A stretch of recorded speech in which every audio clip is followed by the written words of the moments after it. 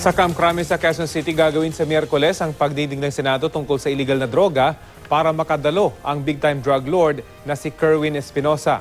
Mula sa Quezon City, may ulat on the spot si Chino Gaston. Chino? Rafi, nananatili sa loob ng Anti-Illegal Drugs Group compound dito sa loob ng Campo Crame si Kerwin Espinosa habang binubuo pa ang kanyang affidavit na naglalaman o inaasahang naglalaman ng lahat na nalalaman niya patungkol sa kalakaran ng illegal na droga sa ating bansa. Sa Miyerkules, inaasahang isisiwalat ni Kerwin Espinosa ang lahat na kanyang nalalaman tungkol sa kalakaran ng illegal na droga sa Visayas at papangalanan din o inaasahang papangalanan din niya ang mga sangkot na opisyal ng gobyerno. Sa halip na sa Senado ay gagawin ang pagdinig dito sa loob ng Campo Crame. Ngayong araw nakatakdang kausapin ng mga opisyal ng Department of Justice at National Bureau of Investigation si Kerwin bilang bahagi ng pag-aaral kung pwede itong ipasok sa Witness Protection Program.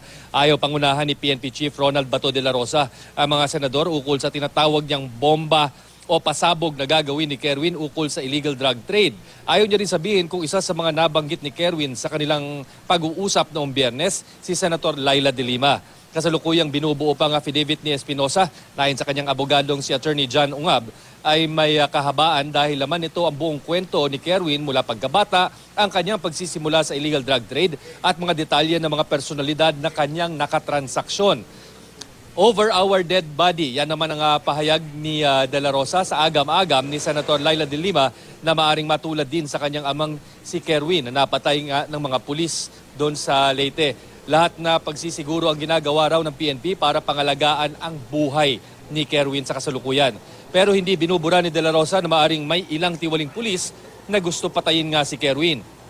Sa pahayag naman ni Senator Laila de Lima, natiyak na papangalanan siya ni Kerwin sa kanyang affidavit. Sabi ni Bato na mabuti pa ang senadora at alam niya kung ano ang isisiwalat ni Espinosa. Nagtakataka nga raw si Bato sa kaalaman ng senadora na kinwestiyon niya kung katang-isip ba o isang katotohanan.